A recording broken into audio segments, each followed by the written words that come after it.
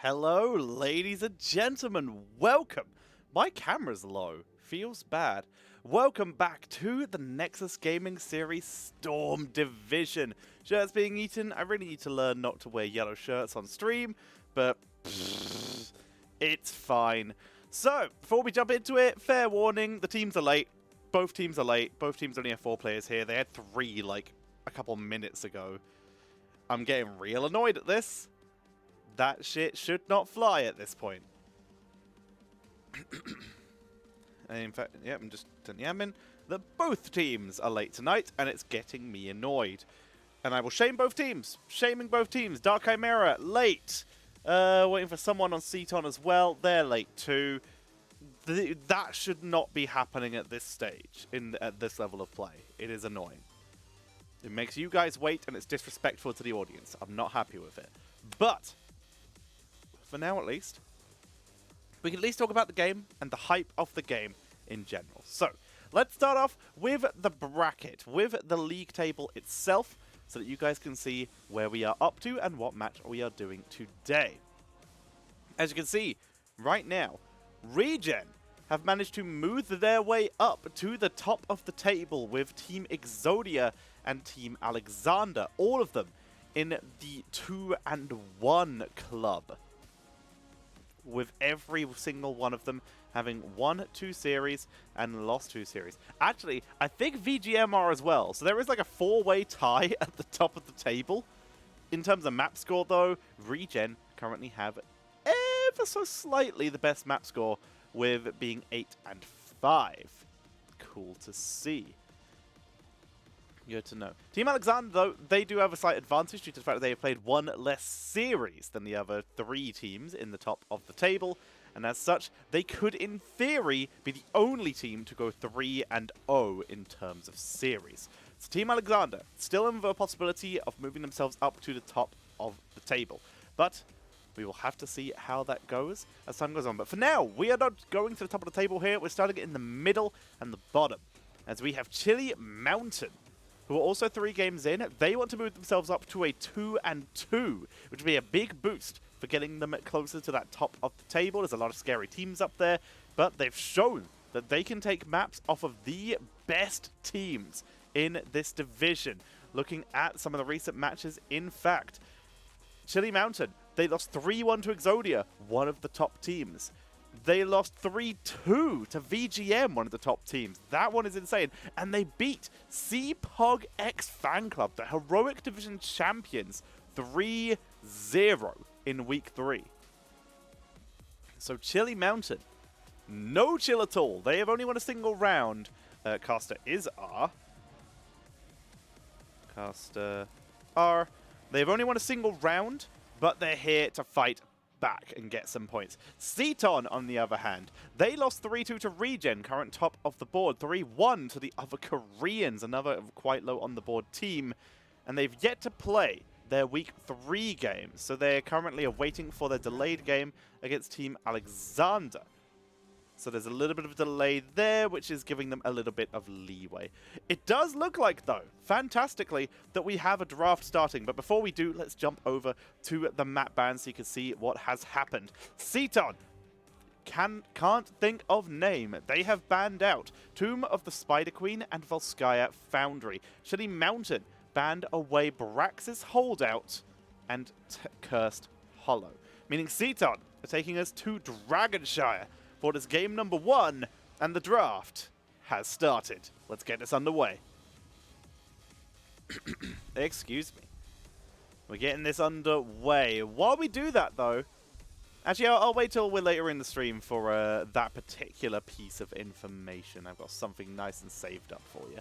So, the Abathur is going to be the first ban here for Chili Mountain, being taken away at this early stage.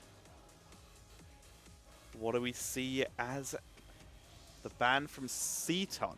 Abathur, this isn't his best map, but it is a reasonable enough map for Abathur to play on and get value with, so it's fine enough.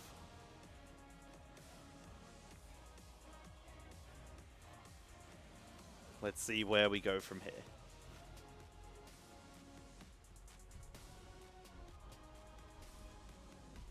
Chili Mountain.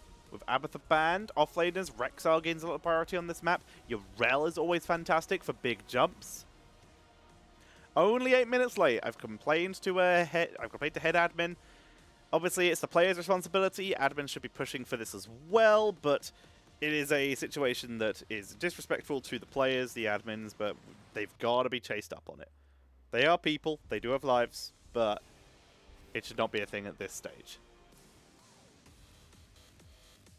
And as such, I still am very much of the opinion that rules should be very heavily enforced. I personally think that there should be very, very low cooldowns, like 5-minute cooldowns, unless previously spoken about in terms of when it comes to lateness timers. D.Va was the first pick for Chili Mountain, with Xenorus taking that. D.Va has very much jumped up in priority in terms of Pro Division plays. CTON going to start out with the Reyna, though, going to try and control that bottom lane and also have someone who can hold the mid lane well enough. And Malfurion, one of the highest tier supports, outside of maybe Stukov, in the game. Deckard, still up there as well, has been nerfed down a bit, but still has priority.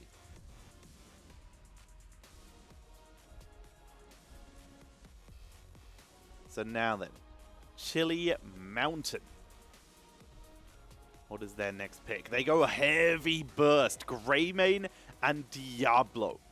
They are ready to dive. They are ready to pick. Let's see how that works out for them. That is incredibly aggressive. With Malfurion on the board, there's very little burst protection here. They may need to go for a very heavy peeler to keep Malfurion alive. That might have to be the case here. Stukov banned. Stukov, one of the best supports as a follow-up for Diablo here. When you go for the charge overpower auto-attack combo with the lurking arm, you get incredible setups. The slow from the weighted pustule also gives you consistent value on the auto-attack build if you choose to, and it's good slows for Greymane when it comes to his Executioner later on. Final ban of the game from Chili Mountain.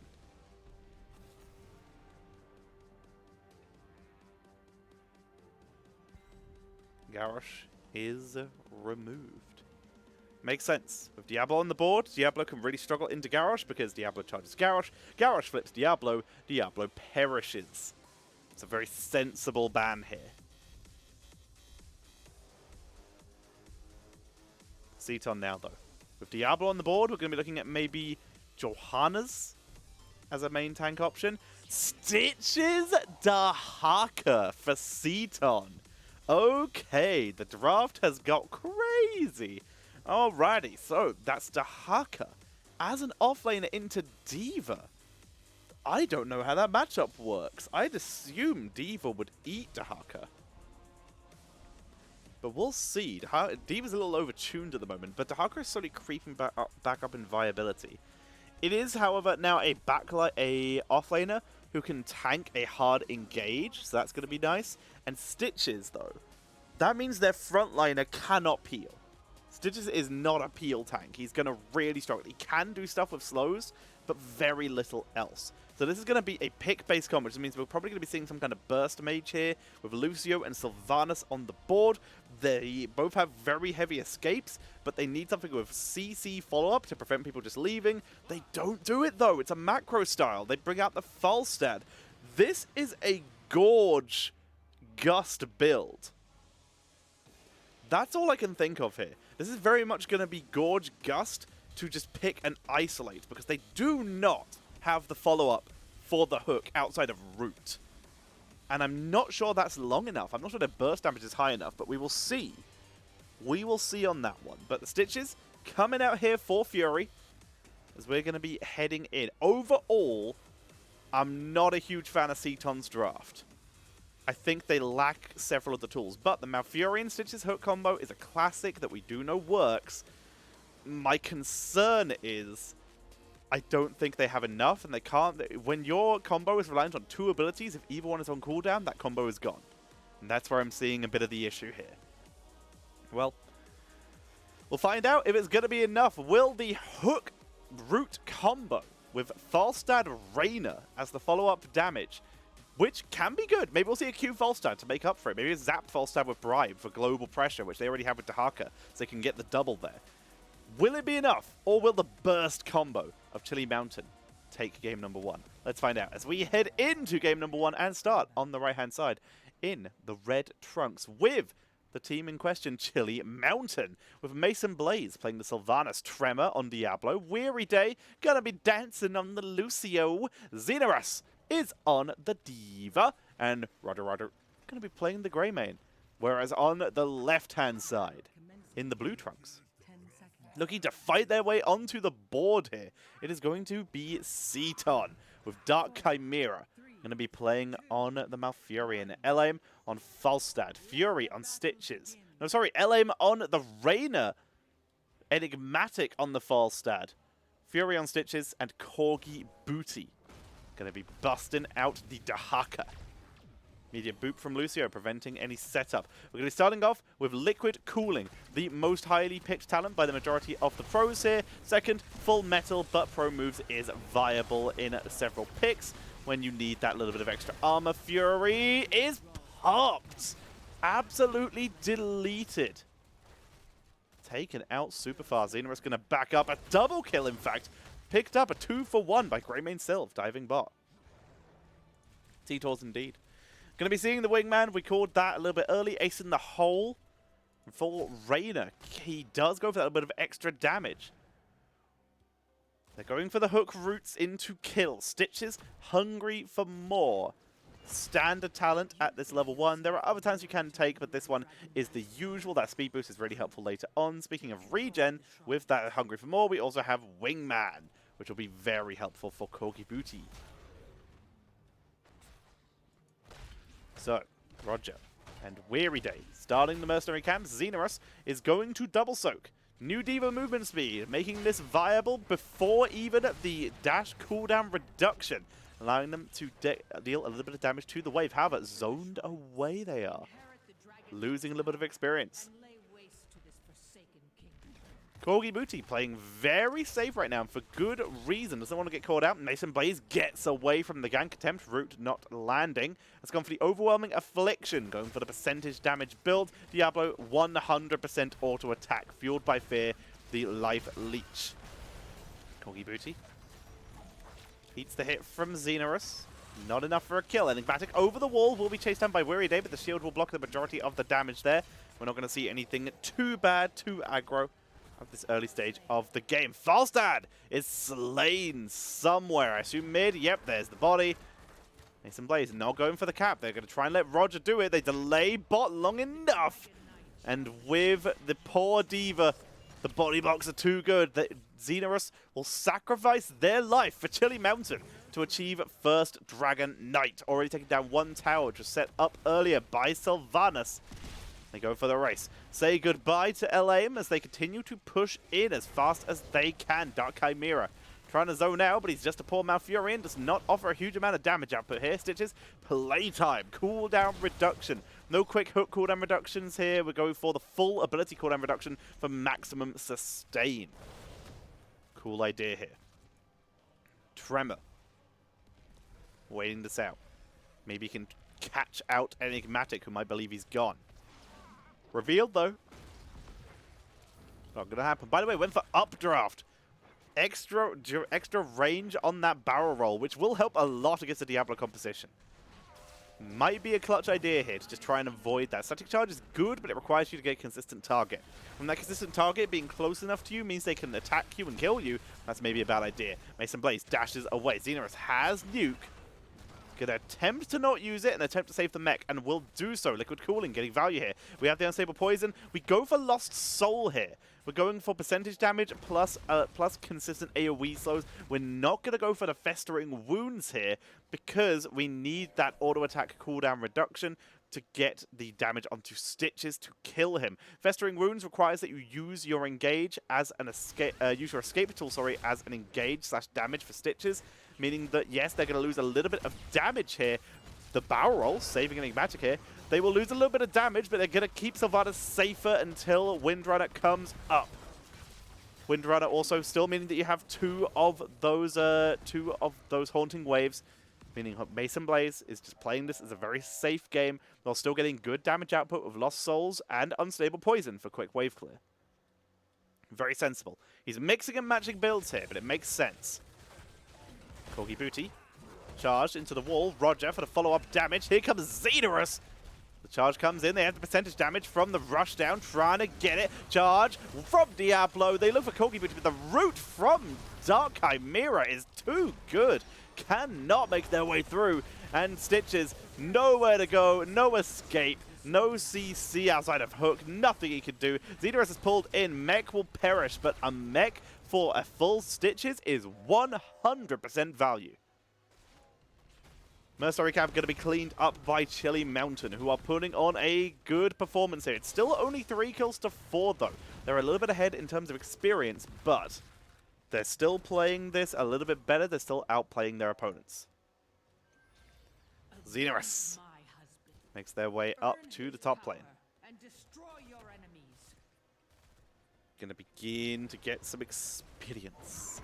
There's the charge. Dark Chimera slammed into the wall. Focus down and deleted. Good dodge on the Hook, though. They're going to try and focus onto Fury with percentage damage from Sylvanas now. That is going to be a problem. Fury in serious trouble. Cooldown reduction from Diabolical Momentum means no way of getting out. There's the kill. Corgi Booty going to come in from the side. There is the boot from Weary Day for the focus. The Essence will not save you from Tremor's cooldown reduction. And they're able to pick up the second kill and the Dragon Knight after the minions have been dealt with because they did delay one time. Camp is cleared, Dragon Knight is acquired, and Chili Mountain extend their lead over a full level lead now with their second Dragon Knight of the game. Sylv has to back away because she nearly dies to the Banshee.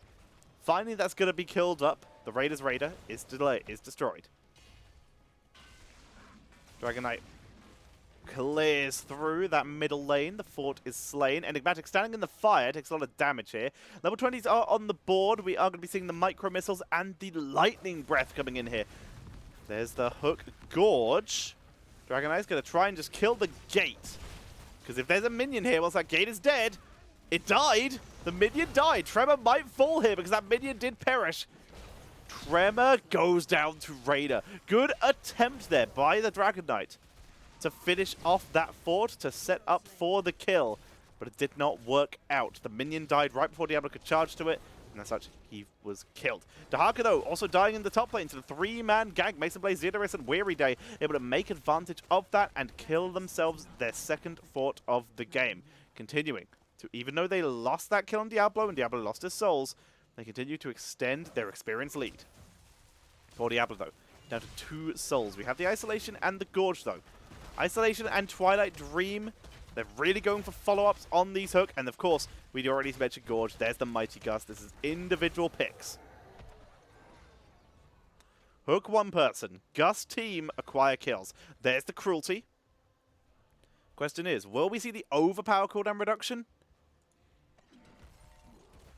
Or will we see the Shadow Charge is reset by overpower? We will see. They pressure into bot lane. Defense coming out from CTON, looking for their opportunity to try and zone this away. Xenorus putting on quite the performance here. There's the Hook. There's the Gust. They've got Mason Blaze. It is Sylvanas, though. Twilight Dream, though. No Windrunner. No Haunting Wave. Beautifully executed exactly what they need to be doing. They look for Roger. They have the numbers advantage now, and they intend to use it. Isolation prevents the mech from self-destructing. Down goes Diva. Hook is dodged by Weary Day with the speed boost, but they did what they need to be doing. They picked up the kills. They're going to steal the camp with the Wingman. And suddenly, CTON are back in the game. They have Fishing Hook, that 40% extra range on Hook. So much easier to try and pick kills now.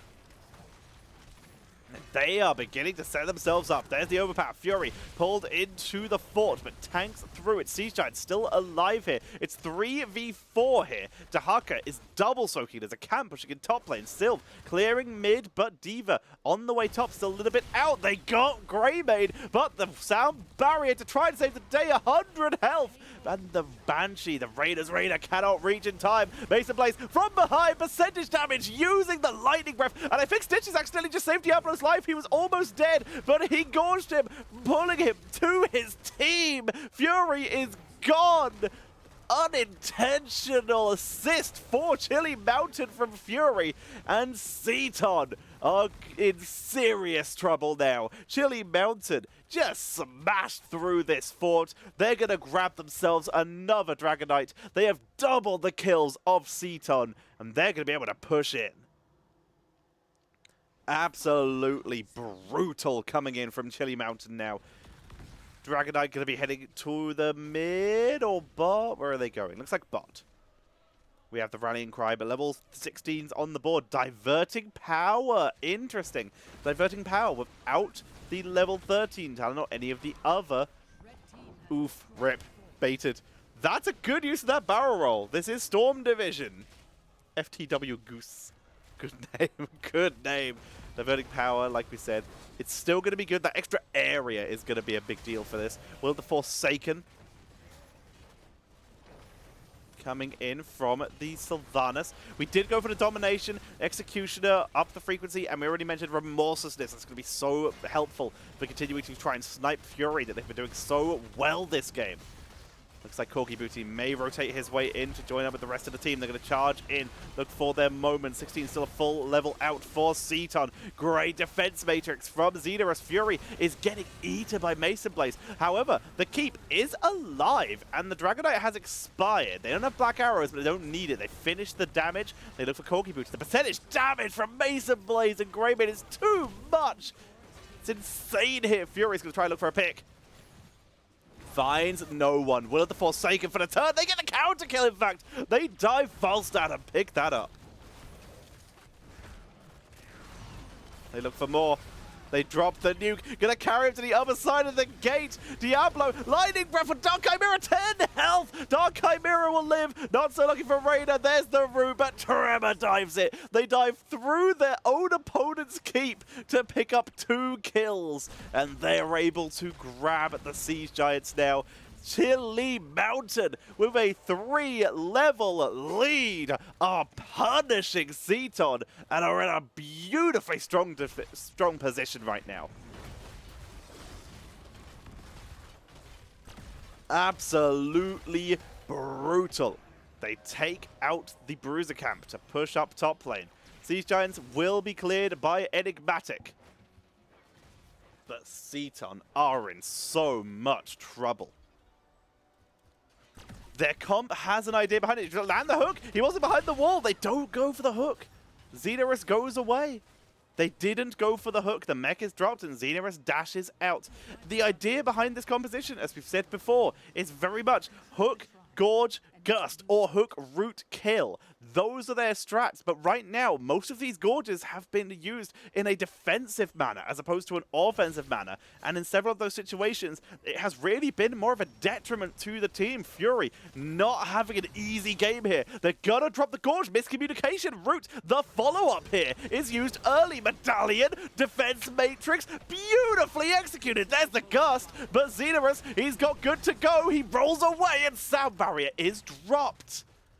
Again, miscommunication between CTON, the hook, the gorge, but the follow-up, the only follow-up CC they have outside of Dahaka, the root, is used too early. They weren't able to set up that root to prevent the Medallion from being dropped underneath the gorge to get that instant CC to prevent Medallion, and they get punished for it. Level 20 on the board for Chili Mountain as level 16 is hit for CTON.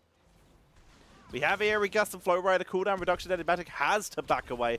We have the Lacerate. Going for that armor reduction. Good idea. Some defensive measures always welcome. Dahaka not able to get the channel interrupt. He has the elongated tongue, but it does not help. But level 20 is on the board. We have Bolt and Hellgate.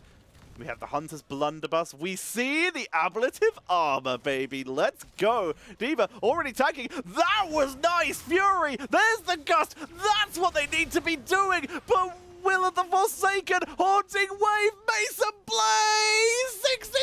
Wailing Arrow. 1 auto. That's enough. They're able to kill off Mason Blaze. But the rest of the team is on the core. Tremor trying to delay the Dragonite. It's a 14-minute Dragonite. They're focusing the core. There's the Lightning Breath. And that's going to be game number 1. Going over to Chili Mountain, who take a beautiful first game in this series. Very well executed by Chili Mountain. We finally saw CTON with the setup there, but they got denied by the Sylvanas, well, the Forsaken, and not dropping her again in the route. A little bit of miscommunication coming in. Hopefully they can fix this as the game goes on. They have a little bit of work to do, but the performance from Chili Mountain is looking strong. Reyna, 49,000 damage. Falstad, look at all that siege damage. So much so. So much more than their offlaner. Obviously, Greymane and D.Va topping the chart, though, because they're Greymane and D.Va. They have ridiculous wave clear. Very well played. And of course, Mason Blaze with the PvP damage there. The hero damage, 46,000. A little bit less than Reyna. But remember, that is padded quite a bit, Mason Blazes, by just eating Stitches to 4 deaths. A fantastic performance coming in from Chili Mountain. Again, doubling their opponent's kills in this game at number 1. 8-16 in favor of Chili Mountain. And they take a lead in this series. CTON, a very old-fashioned composition, but not able to execute it as effectively as they would like. We saw a couple moments of miscommunication or mis-synergy. It's a good comp with good players playing it, but it didn't translate, in this case, into a map win. Let's see if they can do better in map number 2. It's my face. Hello. Welcome. Why is this never up to date with follows? Is it only bits? I really thought it was subs as well, because I've shown subs before, but it's only bits at the moment. Oh, well. Whatevs, team. I don't get it. Alright, let me join the lobby. Alrighty, let's see where we're heading to the next map. We're heading to...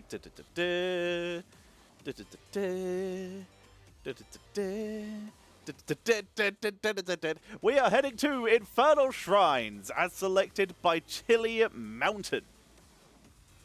CTON opting for first pick and first ban to try and claim a victory in this best of 5 series to bring themselves back into the game.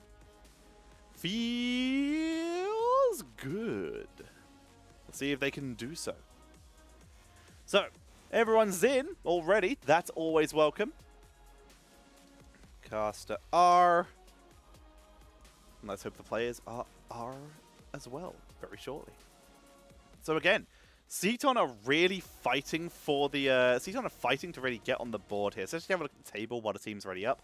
We can see here that CTON have yet to win a series. They have 3 map wins, but have lost 6. But this is only their 3rd game in the series. Them and Team Alexander are still behind 1 series because they still have a series to play. But so far, they have yet to win a series. Chili Mountain, though, they are looking for their 2nd series win, which will bring them into the top echelon of teams. However, all those teams still have another series to play due to the fact that we have just entered into week 4.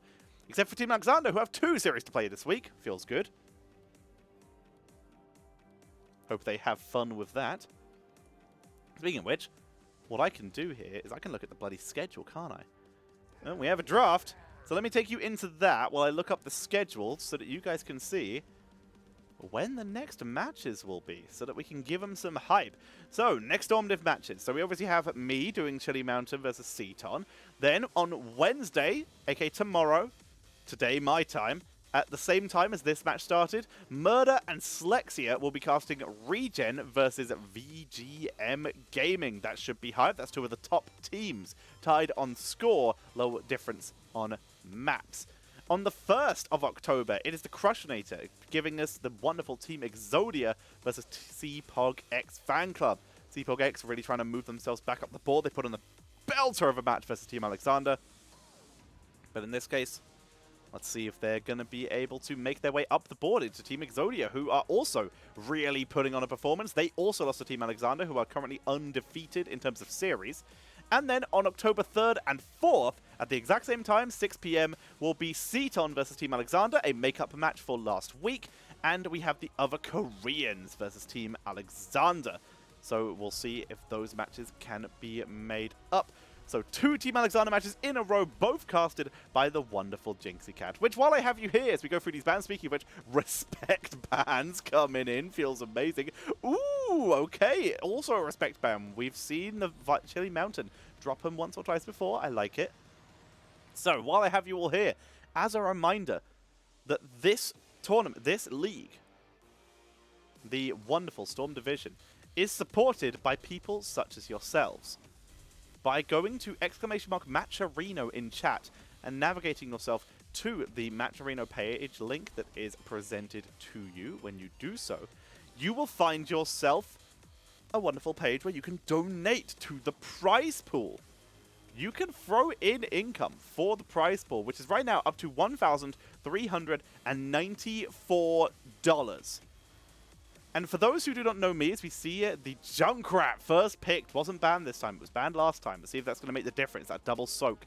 For those who do not know me, I have a consistent thing where I am almost never wrong about saying things that chat will do in terms of how much they can achieve. Because it's very rare you should ever bet against chat, because you guys are freaking amazing. So, I would like to present to you here, I called 2 weeks ago, as we see Sylvan Anna, I called 2 weeks ago that I believed that the Match Arena would hit 2,000 before the end of the season. I personally think we can hit it before the end of this week. That's what I think. I asked the person in charge of Storm Division, Wedge, what they thought an absurd amount for Storm Division would be. And here is the post. They would be shocked if we hit 2,500. And I think they don't believe in chat enough. So if you love NGS, or you just want to prove the person behind Storm Division wrong, and prove me right, because I believe that you guys can do that easily. You guys can easily smash 2,500. 2,000 by the end of the season, ridiculously easy. 2,000 by the end of this week, I think is doable. 2,500? Child's play. Because any extra income that you guys have, if you could spare it towards the Matcherino, I think we can get an insane prize pool and motivate the people behind this and the players. Cho'Gath, okay, get to that in a second. We can motivate them to come back and give us an amazing Season 2. And of course, we can get the best matches possible. The matches I have cast so far have been some of the absolute best. So if you want to tell Wedge to go after themselves that 2,500 is too low of an estimate, then make sure that you donate to the Match Arena and get that prize pool up to 2,000 minimum, 2,500, easy. You guys can get that. Let's actually talk about the draft now. So, we're talking about the Cho'Gath and the Vikings bans. These are chaos heroes who can really turn a game on its head. With Tychus banned out, it makes a lot of sense to ban the Cho'Gath. With Junkrat on the board, Malthael becomes a little bit less viable, so it's an easier situation just to ban the Cho'Gath, as opposed to relying on 2 very quick soak heroes, with only one of them having reasonable percentage damage. The other option would be Thrall there, but that would struggle into Johanna. We're going to be seeing Leoric and Lunara, Enigmatic Lunara, coming out. One of my faves. Chili Mountain, though, final pickup here. They've got the Arel, they've got Ana Sylvanas. Their composition is currently ridiculous, but CTON have a much better pick composition. They actually have decent follow-ups for their hard engages this time. They have percentage damage to deal with hard frontliners and will lane well enough against Arel. This is a lot more of a sensible composition.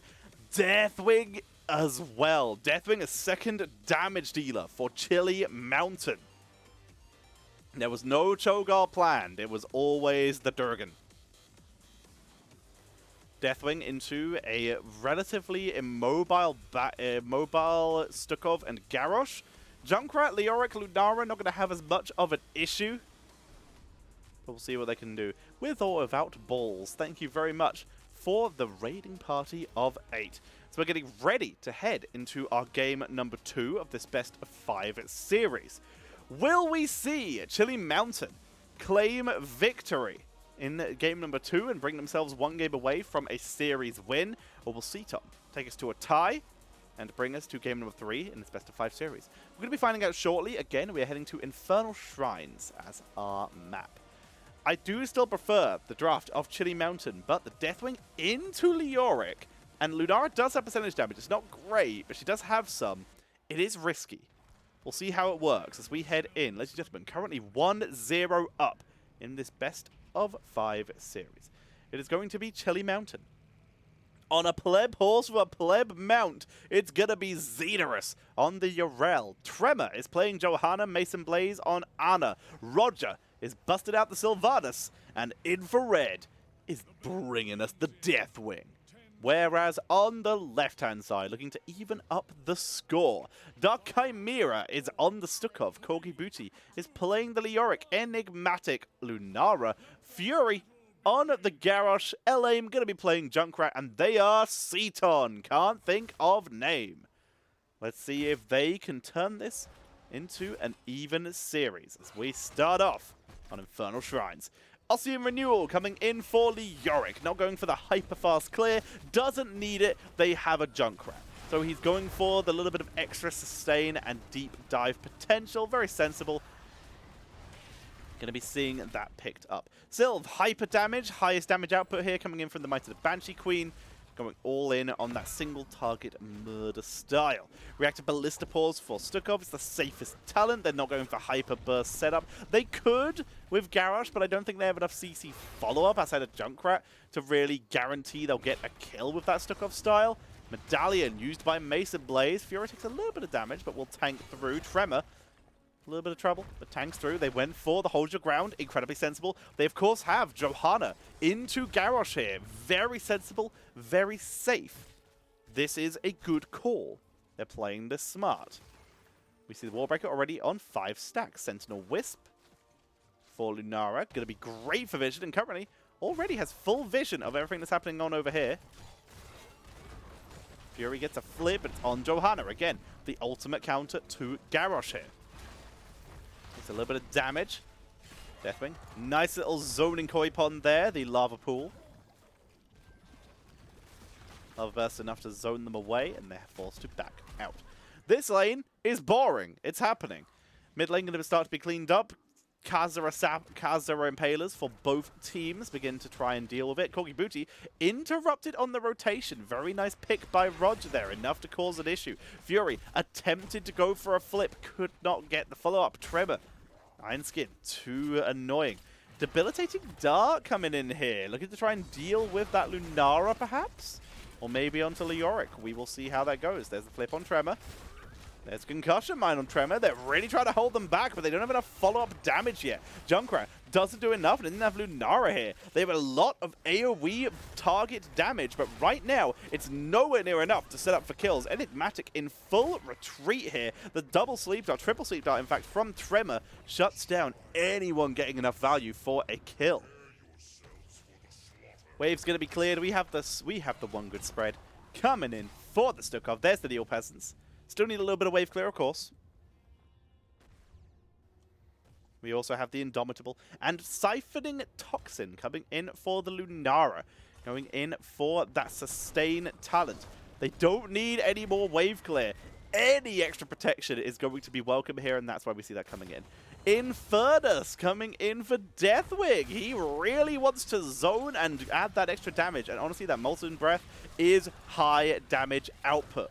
They go for a very ranged, focused build here. Lots of poke, lots of damage. Fury in full retreat. He's already used Indomitable. Does he have Medallion? Infrared with the zoning, but no one's in position for follow-up. But they've bought time, but it's 19-2 right now. With Corgi Booty getting a good zone there. That's a Drain Hope onto Xenorus. Infrared going to start to zone with the Koi Pond, but 27-11. This is looking good for CTON. Fury trying to take the position. Molten Breath hits no one. Infrared having trouble here, finding his angle. Concussion Mine launches Tremor out of danger. 32-17, and they have to give that up. Nowhere near enough wave clear. Chili Mountain back away at CTON will claim their Punisher. Mortar Punisher on the board. Going to be pushing it. Infrared will, of course, take the aggro. Because it's Deathwing. Ease the damage. Very little issue. Tanks through that beautifully, actually. Didn't even lose a single armor plate there. They deal with that Punisher. Very nicely done. There's that Skyfall. standard talent this time. You don't need Deathwing to double soak. You have a Yrel, you have a Sylvanas, so Deathwing can go for the self-sustain. Makes a lot of sense. Zoning Koi Pond spots that this camp is being taken. Is anyone going to come in and assist with it? Zones as best they can. There's the Earth Shatter.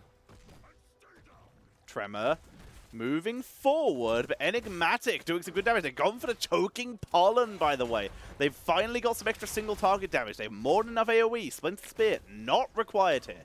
So they went for that little bit of extra single target damage, which will combo beautifully with that Leaping Strike later on.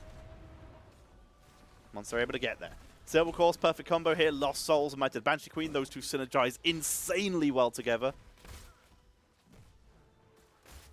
The auto attack speed increase combined with every auto attack giving you cooldown reduction on Shadow Dagger, and when you do that you get spell power as well, which is more value on Shadow Dagger. It is ridiculous damage. Fury looks for his angle, only knocks up Tremor, but finishes the stacks on Warbreaker. Now then, lanes being cleared. Next objective yet to pop, but it is going to be appearing up here. Garage. A little bit of damage, but again, tanking through. Stukov doing a good job healing. We have the Drain Momentum coming in for Leoric. He really wants to be able to keep up with Yrel here.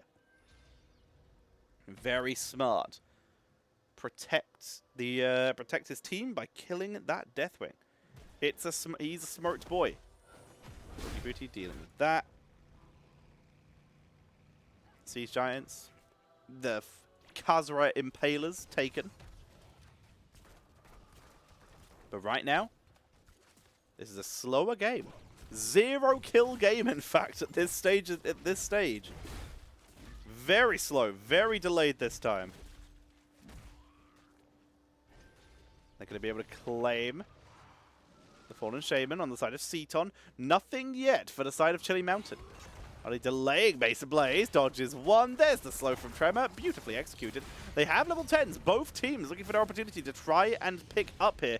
Neither one can find it. It's a Bellowing Roar, by the way, for Deathwing. Wailing Arrow, Blessed Shield, Nano Boost, and Ardent Defender. Compared to a Riptire, Entomb, Flaming Swipe, Warlord's Challenge, and of course, Leaping Strike to combine with that Choking Pollen for a ridiculous burst. It's a good idea. It's a talent build that we do see sometimes when you do need that single target. You don't always need Splinter Spear. It's fantastic. It's almost always the better option. But in this case, they need single target. There's the Taunt. They're going to try and use it here. Undefender, though, shutting down the chase. Good Sleep Dart. Mason Blaze shuts down everything in that engage. As such, Yrel escapes. Shattering Teeth pulled onto Tremor, who buys time. Deathwing going to land. They're going to try and make their fight. Sylvanas already getting nano boosted. They're chasing deep, but the split is so good, preventing anyone from finding the right angle. Everyone is ridiculously split right now. Enigmatic focused out. They're going to be able to get Fury instead, though, who is picked off early.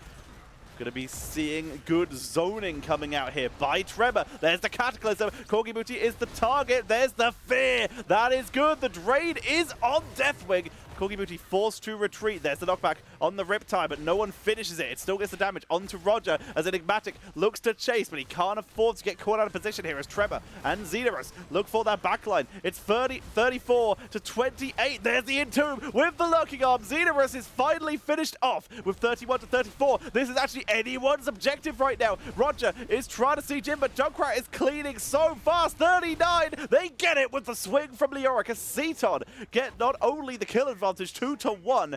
They are Fury.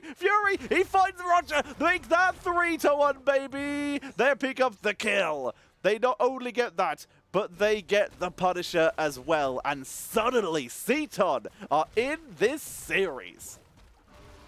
Perhaps last game, in fact, was just a draft issue, missing out on that follow-up. There was a little bit of miscommunication, but this is a different team. They look focused. They look experienced. They look deadly. Infrared tanks everything he can, but there's only so much he can do there. He's in melee mode because it's a little bit of higher damage output for the clear here.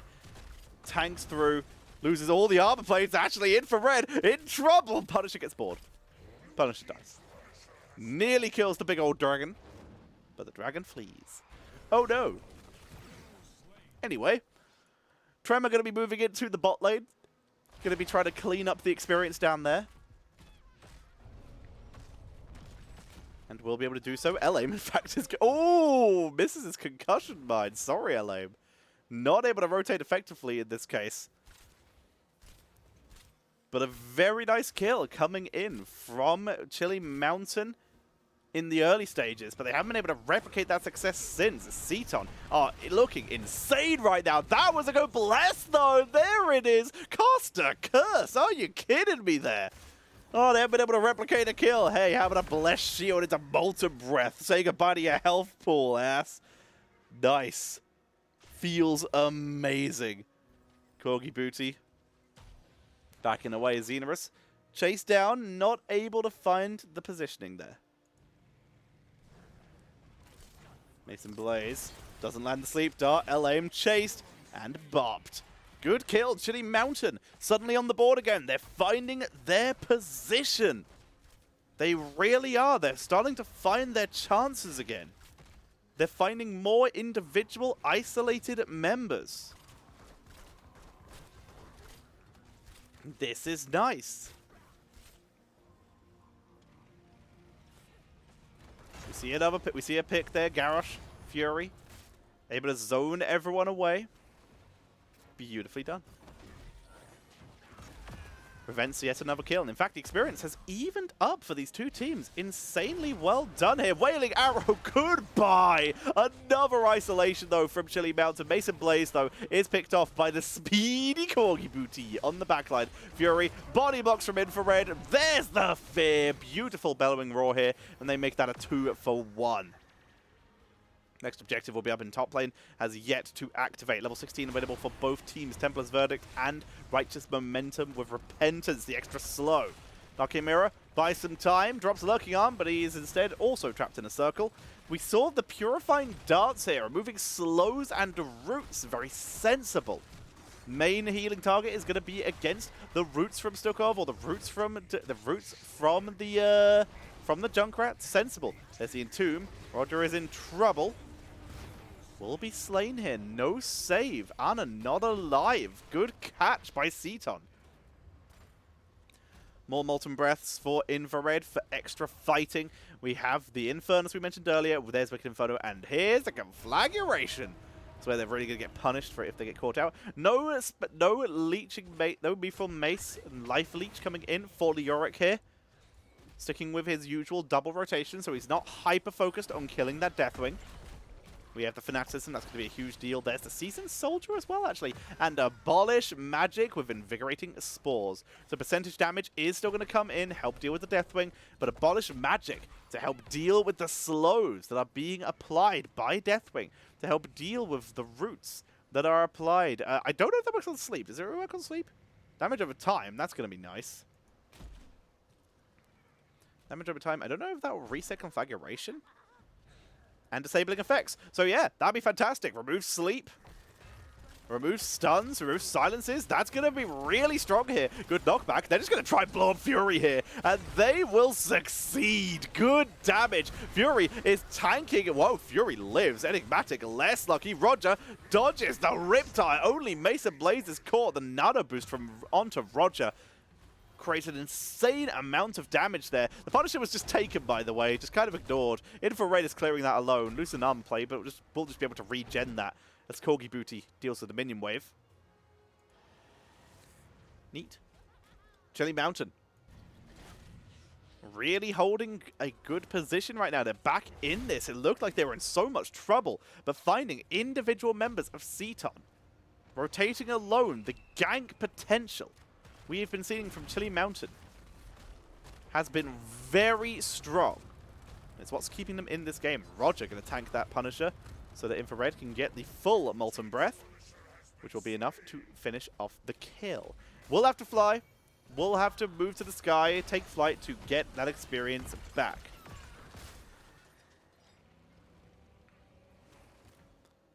Khazras available in bot lane and on the left-hand and right-hand side. CTON starts theirs, mirrored by Chili Mountain. With Virulent Reaction and Pox Populi with the targeted Excision.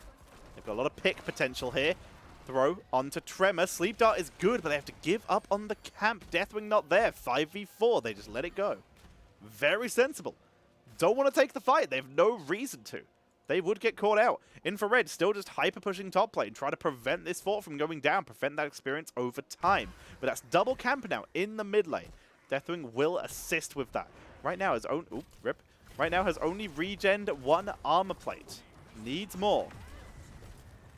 You can see Fury setting the trap. Does Tremor know? There's a warning ping. I think they know. I think they are aware.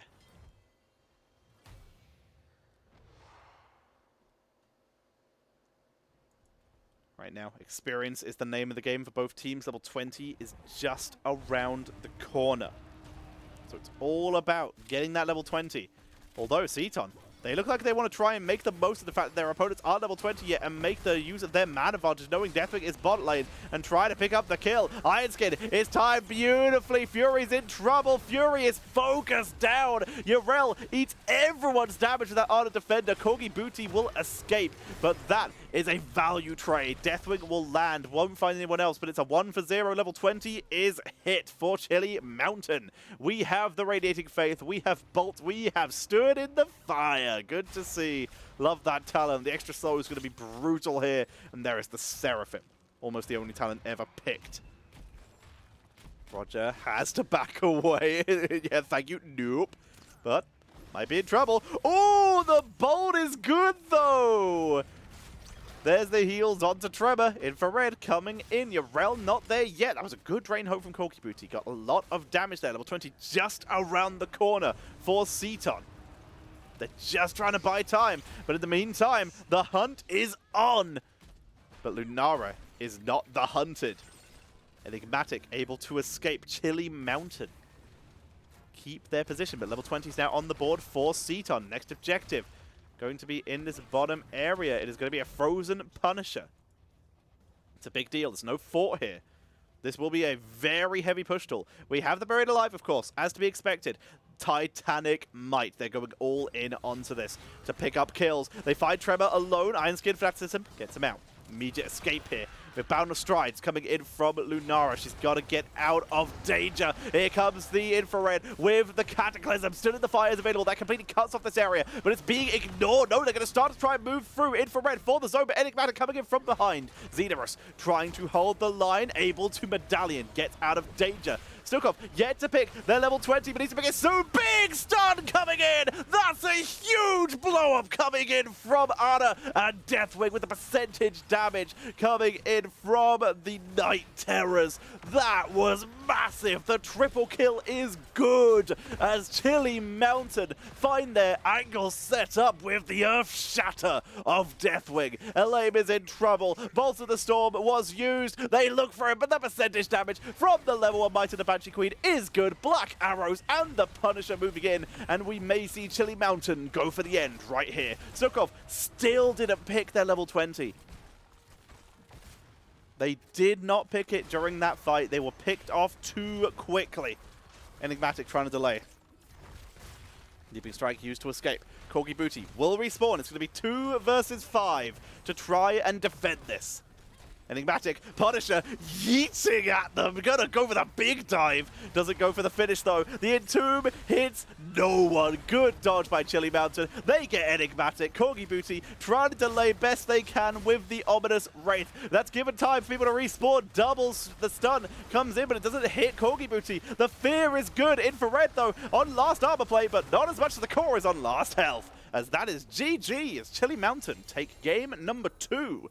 And move themselves 1 game closer to a series victory. Chili Mountain right now, putting on a performance, but CTON, big old signs of life in that last game, decided to wait. Compared to that first game, that was a different team. That is a team that can beat Chili Mountain, but Chili Mountain shutting it down, playing beautifully, and the Ana double kill, the stun from Deathwing into, I believe there was a Blessed Shield in there as well. If someone clips that, I'd love to see it. But it was either a Deathwing stun or a Johanna stun into Ana triple sleep with Night Terror's percentage damage. That was brutal. That wonderful Ana double kill was a joy to see there. And that set them up for a victory. Well executed Chili Mountain, but CTON, much better. Big old signs of life, but the second game in a row. Chili Mountain, double the kill count of CTON, 6-12. An 18-minute game. With Chili Mountain right now in the lead in a 2-0 right now. Looking strong. We'll see if they're going to be able to keep that performance up. Still quite a bit to go here. Well, potentially one map, potentially three if CTON can make their way back in. If this doesn't go to if this doesn't go to 5 maps, it will be the first not 5-map series I would have cast. So differences will be nice. Damage-wise, Junkrat did his absolute best. Really, really cool there. 45,000 hero damage because mostly AoE, but very cool to see that we saw Lunara, Enigmatic, keeping up there in terms of the damage with 42,000. However, I feel very bad because I gave him a little bit of grief last game because he did seem to get very unlucky with a lot of his gorges. But in this case, Fury played a really good game, but he was big old countered. Big old countered by that Johanna. The damage output from the team, the Deathwing to prevent him getting really value froze, and Sylve just freaking leaving. That was hard. That was hard for Fury. We'll have to see if he can pull it back in game number 3. Maybe he'll get a better draft for him, because right now both these drafts have been in favor of Chili Mountain, although that was a much, much better draft from CTON this time. Just not enough to claim a victory. So, waiting for a lobby. Let's see if I have one. Scroll down. We do. Join off Fury. Nice, nice. Alrighty. I'm in. Take a drink of my covered logos. No showing logos unless sponsored.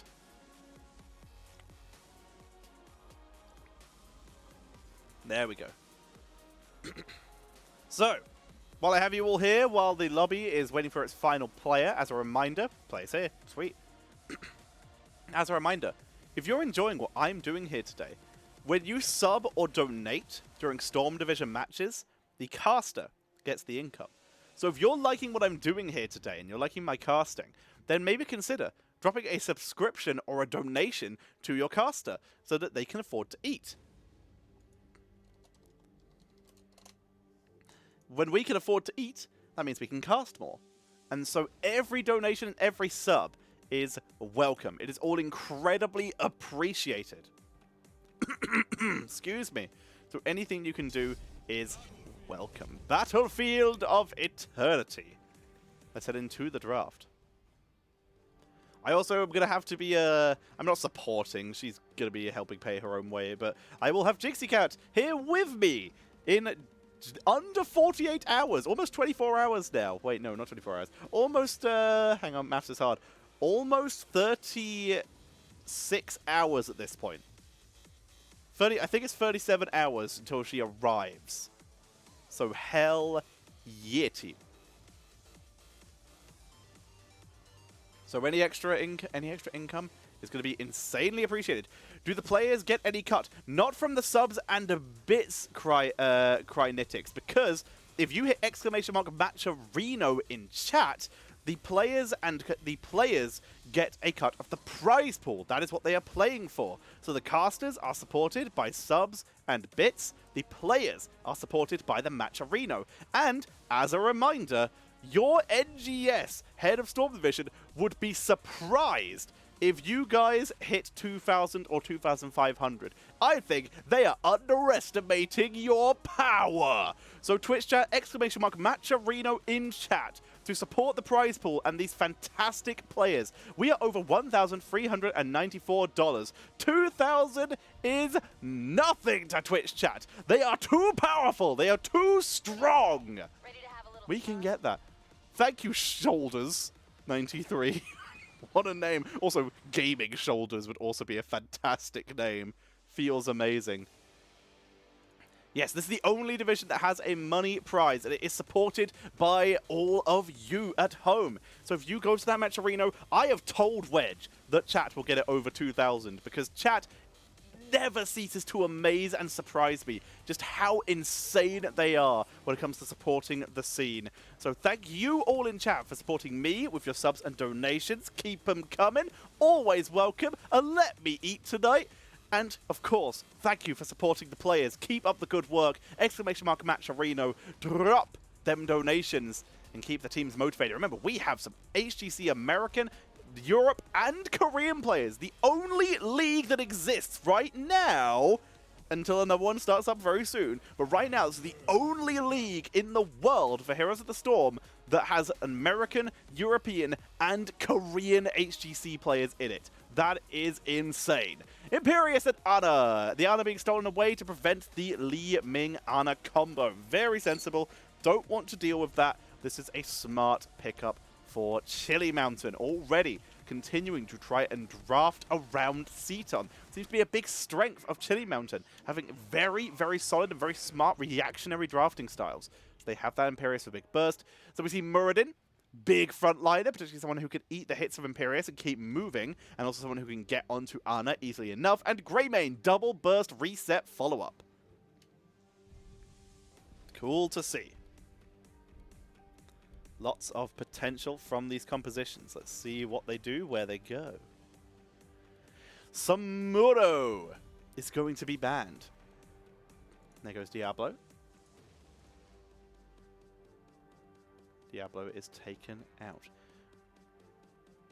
Also, for fun, at the end of this game, I'm gonna read out the messages from some of the donators, because you can leave comments with your donations. And I promise, if they are safe for stream, I will read out every single message that is left during my Storm Division broadcasts, just to support people and try and make them donate to that Match Arena prize pool. We see Yorel. We see Reyna. That is smart. Reyna is a very smart pick here. He has good disengage from Muradin with that penetrating round. It's a good counter. Same with Yorel. Both very short cooldown disruptions that can interrupt his Dwarf Toss. Big deal here. And of course, Reyna eats everyone. So that's going to be very smart. Going to be good tracking for Greymane if he dives deep.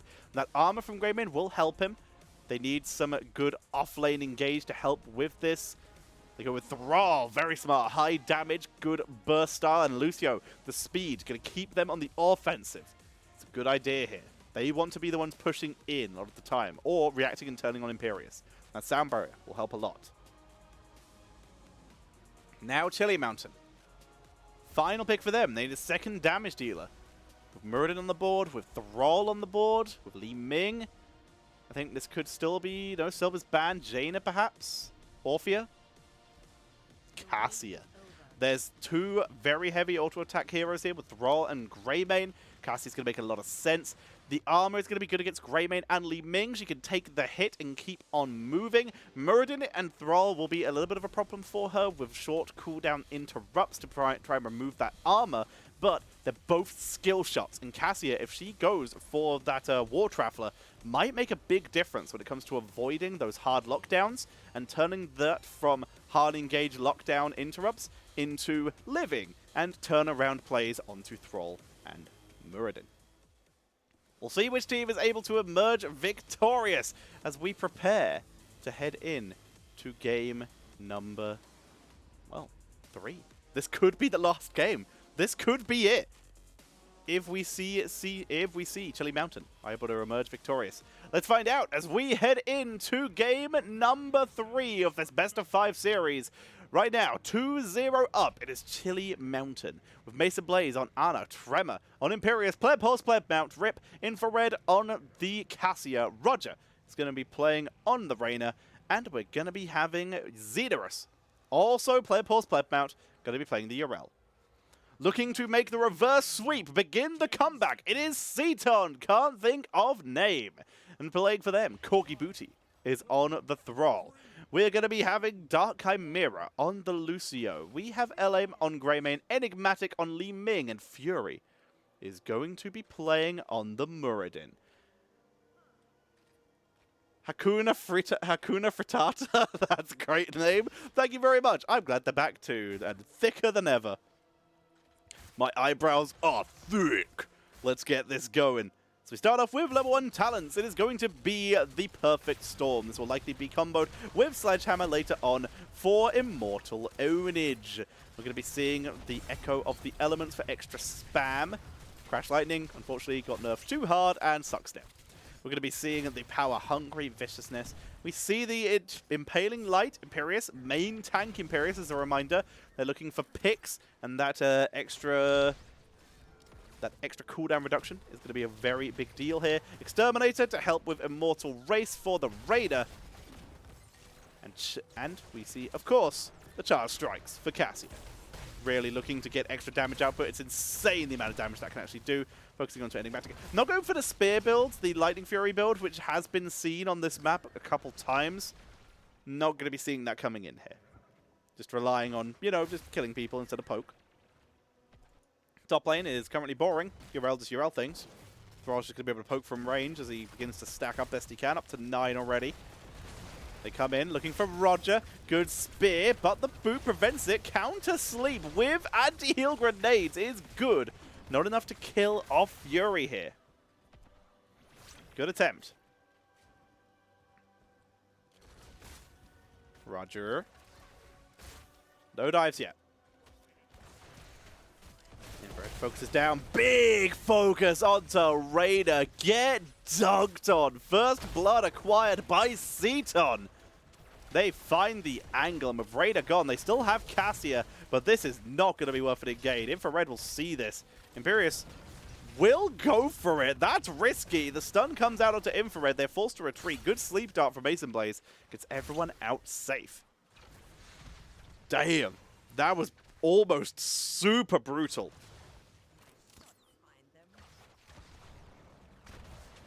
Sleep Dart came out, does not land. They go for Debilitating Dart again. It worked well last time. Roger starts on the Merc camp. He can solo this, but he's going to want help from Ana. He doesn't want to start super, super low. They finish that off. Easy enough. No trouble. Other level 4 talents worth talking about. Plate of the Whale. Infrared going to be moving a lot. Dominance for the Li Ming. No. Triumvirate here. No cooldown reduction spam. They want to live. They know they will be in danger if they get caught in a big fight. Tremor dodges the Muradin Stormbolt there. Turns around into the spear, but the core stun, the Immortal Stun, does not land on Fury. Fury able to sidestep out. Echo of the Elements is now complete. And we have Sovereign Armor for the Imperius. Very important when you're a main tank to make sure you have the sustain needed to survive. That's what we're going to be seeing here.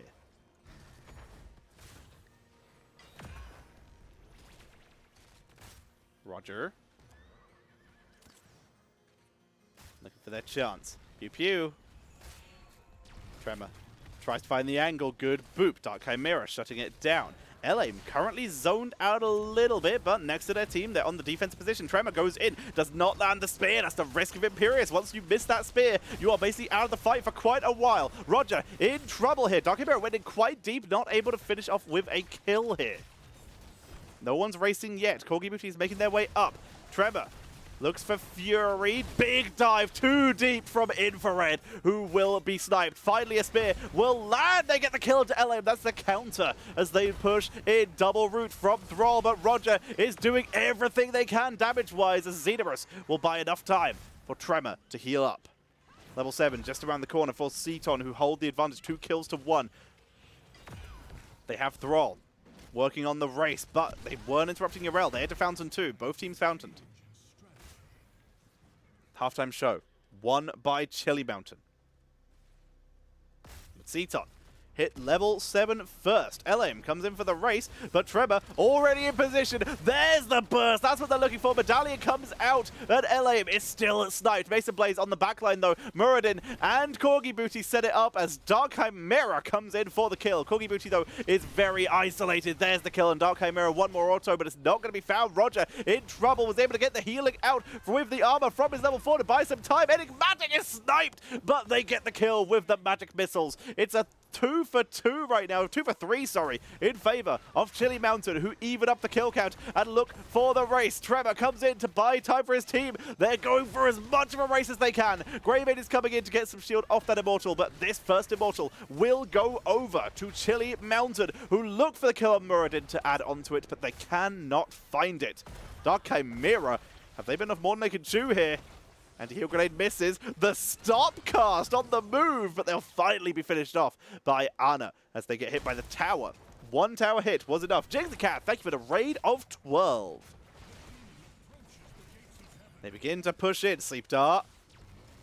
Anti-damage dart, debilitating dart, and LM is dead. I tried.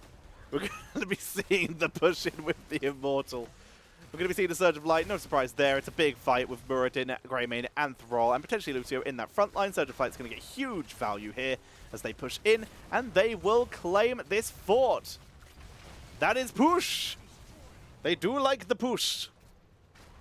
Right now, Dark Chimera just scouting around, seeing if anyone else is wrapping in here. He might try and go for a pickup. He's gone for the boombox. They are deep.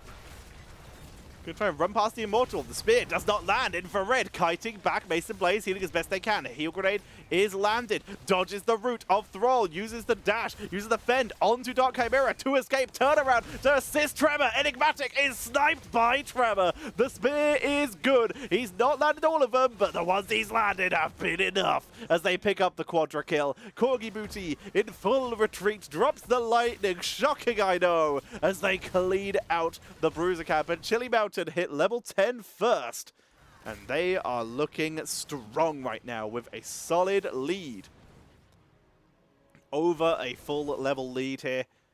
We have the Angelic Armaments, we have Rainer's Raider. They don't land the Sleep Dart to Corgi Booty, so they can't make it a 5-man. We have the Ball Lightning, Rainer's Raider, the Ardent Defender at level 10 just around the corner for CTON. Can't think of name. Oh, they gotta do something. And try and make something happen just before level 10 hits. They're going to try and time level 10 with this, but it's slow coming. No one's soaking minions right now. Finally, Elaim is going to finish off a couple minions under tower to get in that level 10, but it was too slow to follow up on that engage that was attempted by Fury. Now they're going to try, though. Level 10 is available, but Infrared is already out, already backed up. Playing it safe. Root onto Imperius, but it's going to find nothing. And now with Chili Mountain know that they can take a fight for the next 8 seconds without having to worry. It's a Haymaker build. Kind of to be expected with this style that they are playing. They need something to peel off Imperius. He's the only real threat to them right now. So need something to get him away. That's what we'll be seeing. We'll be seeing it either used on Imperius for zoning or as turnarounds to try and pick off some of those backline members. They also have Sundering. Very heavy CC here. Stun onto the Yarel. Good knockback, though. The Divine Favor to set up and disengage. They have Divine Steed, going to be used here. Meantime, Infrared, that was a fight member down because Infrared was grabbing mercenaries. There's already a single Khazra and Catapult on that bottom lane, and now a double mercenary push in the top lane. Corgi Booty eats a lot of damage. Stun comes out slow from Xenorus, but they don't have the follow-up yet. With no Infrared, they cannot dive deep. They have to let it go.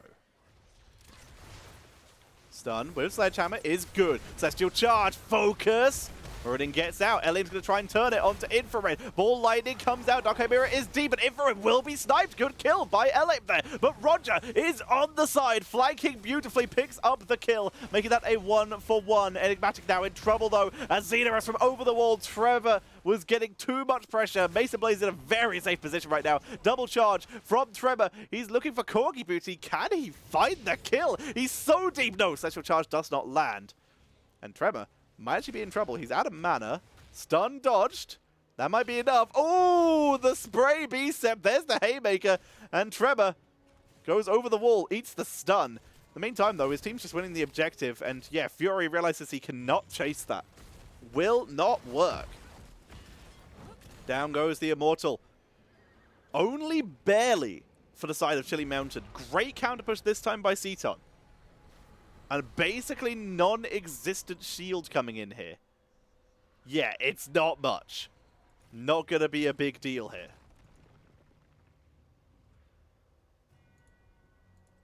Mortal will come up. Everyone else going to be clearing out this top lane. We don't go for speed. No War Traveler here to dodge CC. They just go for Gluds of Alacrity. Can't CC me if I'm far away. We're already begs to differ. See if that works out for them or whether this will be a mistake. Level 13, still half a level out for CTON. Chili Mountain posturing. Waiting for their moment to strike. You can see currently hanging around at the bottom. Corgi Booty is looking for a chance to pounce. Side wall. Stays alive. The keep also lives. No hard engage from Chili Mountain here. No reason to. They couldn't find the charge target, so they just let it go. They're very happy to just win this by attrition. Look at the kill attempt, though. Let talent down again. CTON just look for a target as Xenorus gets a double slow, but the Lucio knockback shuts it down. Level 13 still quite a little bit away for CTON here. Very aggressive. They're going to start on the Khazra siege camp. The Impaler's going to be cleaned up by Chili Mountain. An engage is being thought about for CTON, but they decide to be sensible and just soak for 13 and let it go. Playing the safe game while they can. We have Thunderstrike. Full single target damage for Fury here. Illusionist running wild and thick skin. The running wild, that extra range going to help them dive deep onto Ana. Makes a lot of sense. The Illusionist for safety. Is those heavy casters? Those are. So that little bit of a stun might make a difference here. It's going to interrupt Imperius' charge. If they can get the angle on it, it will help a lot if they can do so. And Thrall, bringing out the Frostwell's Grace. A little bit of extra burst healing. Never not welcome. Reyna, by the way, bringing out the giddy up. He's ready. Viper, thank you muchly for the wonderful 8-person raid. We've had 3 raids with or without Balls, Jixica, and Viper. Thank you all very much. Reminder, if you want to support your casters today, any bits or subscription donations go directly to the caster, aka my mug. So if you want to support the caster, that is how you can do it. And also, it's the last day of September, so make the most of it if you can. Gift subs, let people continue those subs for a little bit cheaper. It's the last day you can do it, so make sure you drop them. Well, it's the last day for me. It's past midnight here. Fury knocked back, saves Tremor, charge, they find Greymane, it's a good target. Medallion does nothing as Infrared comes in for the kill. Beautifully executed, another Great Celestial charge. Knocked away by Lucio. Shuts down the extra chase. Xenorus is looking for Corgi Booty. They don't have enough dive to go for another kill here unless Tremor can land that charge, which he does! That's such a good kill with Mason Blaze and the anti-heal grenade. We see the Sundering to try and disengage or turn around, but they are outnumbered. Raider gets the halftime show, goes for the finish on the Immortal as Chili Mountain continue to run it home here. We have Templar's Verdict, active reload and Smelling Salts this time. Martial Law, gotta eat that Greymane, ignore that armor. That percentage damage, we might go for the Titan's Revenge for armor ignorance as well later on. Anti-heal grenade is so good. Fury, he's getting away though. There's the Stormbolt. Fury gets out. Corgi Booty gonna suffer for his friend. There's the charge. Tremor lands it. Anti-heals. The burst is so good as Tremor backs away. Shelior, thank you very much for your subscription. Very appreciated as a Fallen Shaman pushes the top, as an Immortal pushes the bot. Get your subs and bits in now, folks, because this series might be over as Chili Mountain begin to push in towards the keep. Only 11 seconds left for Thrall, though. They have a chance to defend this. They can still hold this. They begin to push though. Chili Mountain with the pressure. They don't land this. They don't land the sleep tar. So Enigmatic lives. If they landed that, Night Terrors would have 100% got the kill. Enigmatic living is a big deal here. As long as you have Li Ming alive, 1 kill is all you need for a reset, and that's all you might need sometimes for a victory. Stuns onto LA, but again, no anti-heal grenade able to be landed. Enigmatic needs heals so bad, but can't find the angle. The Immortal shield is down. Corgi Booty coming in. They've ditched the Fallen Shaman because the Immortal is going for the core. There's the Sundering. They're going to try and focus onto Infrared here for the kill, but the Immortal is uncontested. Kills are required, but it's nowhere near enough as Chili Mountain absolutely smash their way through, over double their opponent's kills this time, as they take a 3-0 in this series. Beautifully done by Chili Mountain, getting a domination. The second domination of the league, I believe. Gonna double check that quickly. Quick scroll through the previous results. Group stage. Wow, Thrall died so Muradin can live, hell yeah. Yes, there was one more. There's been 2 dominations so far. And currently, Chili Mountain had 2 of them. Hakuna Frittata, thank you so much for your subscription. Remember, your subscription supports the caster, and your bits also support the caster. That is appreciated. If you want to support the players, make sure that you go to Matcherino. I have told the person behind Storm Division that they are a fool, a damn fool, for thinking that Twitch chat can't get their prize pool for Storm Division up to $2,000 for the end of the season. We're at $1,394 in week 4. Tell him he's an idiot by getting us a $2,000.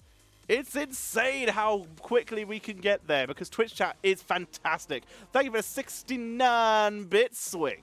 Very appreciated. Very appreciated indeed. So yes, there have been 3 dominations so far. 2 of them belong to Chili Mountain. 3-0ing CPOG X and now 3-0ing CTON, with Regen being the only other team to achieve a domination in Storm Division after they took out the other Koreans in a 3-0 as well. So right now, Chili Mountain, with the most dominations of any team in Storm Division, are starting to position themselves quite high up on the table. They're going to boost themselves a lot with this. And looking at these stats, you can see why. Again, good attempt by CTON. I'm going to keep a close eye on them because there are a couple things that can be improved here. But I think there's a lot of potential for this team. But Chili Mountain, with some fantastic, well-executed drafts here, were able to claim victory. And Imperius, with the top hero damage in the game, 45,000 hero damage on Imperius main tank. That's where you find the pain here. Let's have a look at the builds. It was just full charge with Sovereign Armor for tankiness to stay alive. So sensible here.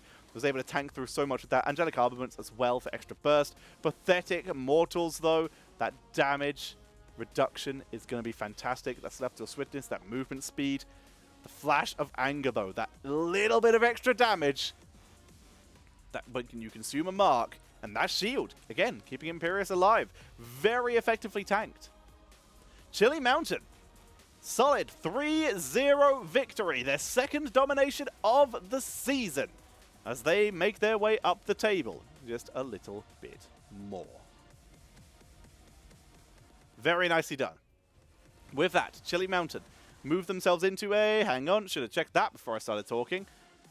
Chili Mountain, at the point before this, they were at 1-2. They now move themselves to 2-2, which currently still leaves them a little bit behind some of the other teams. Again, most of the teams above them are 2-1, except for Team Alexander, who are 2-0. However, I believe Team Exodius are playing...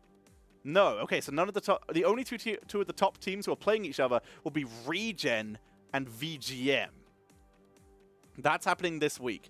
That's also happening tomorrow, actually. So that will be a fantastic match. So the loser of that team will be 2-2 as well, which means Chili Mountain might be able to snipe a spot. That might be a really big deal. They might be able to move themselves up the board there after that matchup. And of course, Team Alexander still have 2 matches to play. If they lose both of them in a row, then they're going to be moving themselves into that position as well. For now, though, ladies and gentlemen, quick sellout before our mod raids are somewhere, assuming they are here and ready to raid. So, for the first things first, make sure you check out the Patreon. !Patreon in the chat, I believe, is what it is, where you can support the admins and the mods behind the Nexus Gaming series and Storm Division by supporting them and allowing the web developers to keep Nexus Gaming series running. It's not just Storm Division, it is like 12 to 20 leagues of different teams of different strength. So having to see all of that, I am currently playing in a Division D team, undefeated so far. That's going to change soon, probably. But great performance so far. Well, I hope we can keep it up. But there's divisions all the way from E all the way up to A and Heroic. And, of course, Storm Division being the highest level of play. with some amazing casters doing it. So you can support that by hitting the Patreon. Exclamation mark Matcherito to donate to the players' prize pool to encourage them to try their hardest and show us the best Heroes of the Storm in the world right now. Feels Dece team. And finally, again, last chance before I disappear off the stream, if you sub or donate while I am on stream, then you support the caster directly. Anytime Storm Division is being broadcast and you sub or donate, it supports the caster. So if you're feeling generous, consider dropping a subscription or a donation to yours truly, or to whoever else is streaming. If you like Jinxie Cat, she's streaming 2 games this week. Feels good. From the UK, so she'll be in this chair right here doing those games. Maybe I'll jump in, so keep an eye out for those. We will see. And of course, if you like Murder and Slexia, I believe they're on tomorrow, so that should be fun as well. And the Crush Data on day after that. For now, though, thank you all very much for watching me for the Storm Division games. I'm going to disappear. Hopefully our mods are around to raid us somewhere. But again, big thank you to the raids from With or Without Balls, Jinxie Cat, Viper Hots. Thank you all very much for the raids, and thank you for the subs from Shellior, Hakuna Frittata, and the 69 bits from Swing. Thank you very much. I might be around for practice, or at least to watch practice a little bit after I've rested up. I thought this would go longer, but I might be around for a little bit. Thank you all very much for watching, and I will see you all next time for my next cast. It'll be sometime next week. Feels good. Or check out this channel. I might be back for Jinxie's cast. We'll see. Thank you all very much, and I'll see you next time. Mods, rate us someone cool. Bye!